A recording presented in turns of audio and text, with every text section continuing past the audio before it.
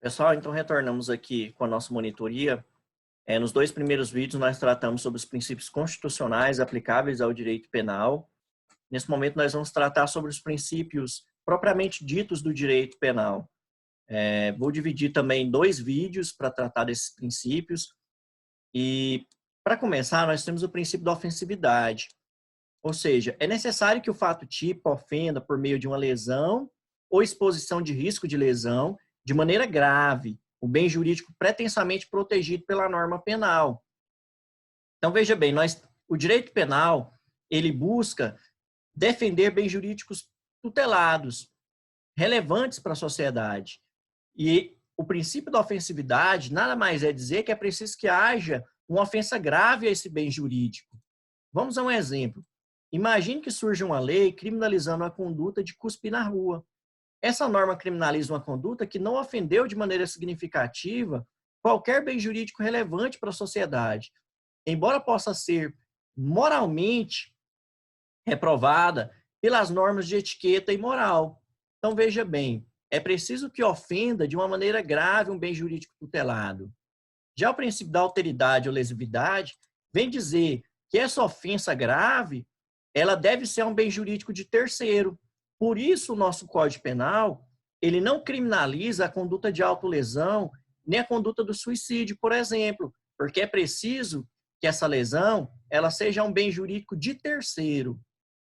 Já dado o princípio da adequação social, ainda quando tipificada a lei como criminosa, quando não for capaz de afrontar o sentimento social de justiça, não será considerado crime em sentido material. Veja bem, até poucos anos era criminalizada, era tipificado no nosso Código Penal a conduta de adultério.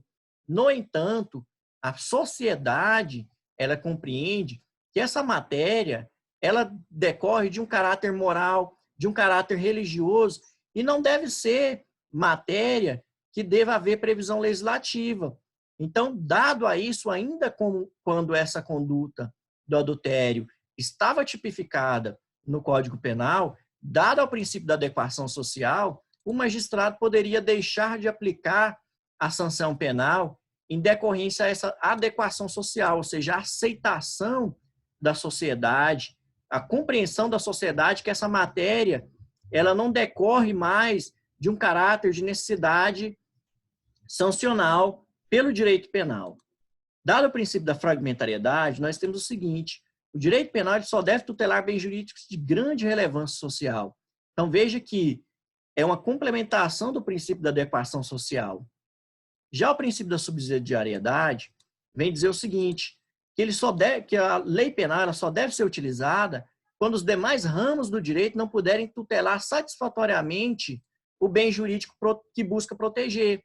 Ou seja, se o direito administrativo for capaz de proteger aquele bem jurídico, não há necessidade de uma criação de um dispositivo no Código Penal que venha tutelar esse bem jurídico. Da mesma forma, se ocorresse no Código Civil, no Código Tributário, ou seja, o direito penal ele é utilizado em última ratio, ou seja, é o último recurso legislativo para defender um bem jurídico. E já o princípio da intervenção mínima,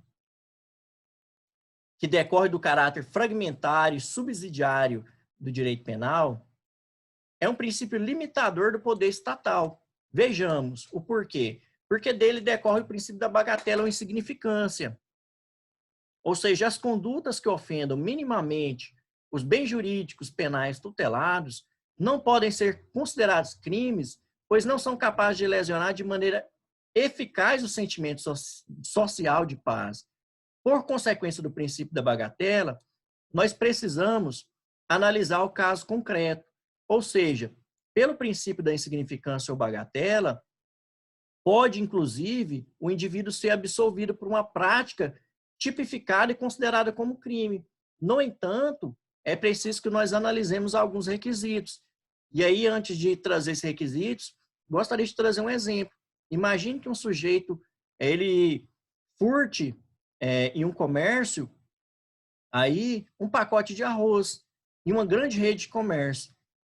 Pelo princípio da bagatela, ou seja, porque não houve uma ofensa grave, porque foi uma ofensa que ofendeu minimamente os bens jurídicos tutelados, o magistrado, diante do caso concreto, analisando os requisitos aqui, ele pode absolver esse indivíduo da aplicação da sanção penal, porque o princípio da intervenção mínima, ele busca justamente limitar esse poder sancionatório, esse poder de combinar penas e criminalizar condutas do Estado.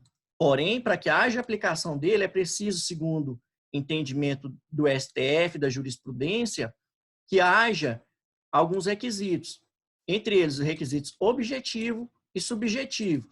Nos requisitos objetivos, nós temos o seguinte, que é preciso que esse crime ele produza uma mínima ofensa da conduta, ausência de periculosidade social da ação, reduzido grau de reprovabilidade do comportamento e inexpressividade da lesão jurídica. São os 4 requisitos cumulativos objetivos.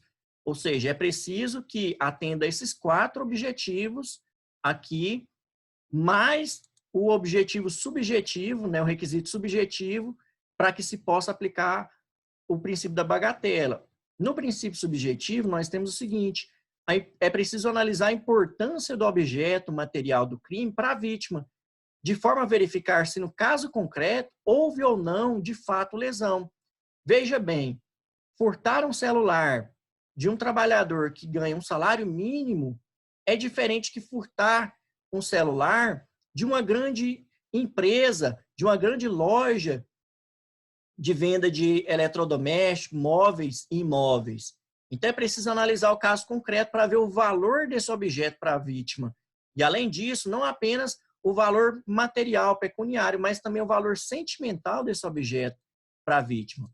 Dado a isso, nós temos também, segundo a jurisprudência, casos em que não vai se aplicar o princípio da bagatela ou insignificância, que são no furto qualificado, no crime de moeda falsa, no tráfico de drogas, no roubo ou qualquer crime cometido com violência ou grave ameaça à pessoa e nos crimes contra a administração pública. Então, ocorreu algum desses 5 casos aqui, não é possível aplicar o princípio da bagatela ou insignificância.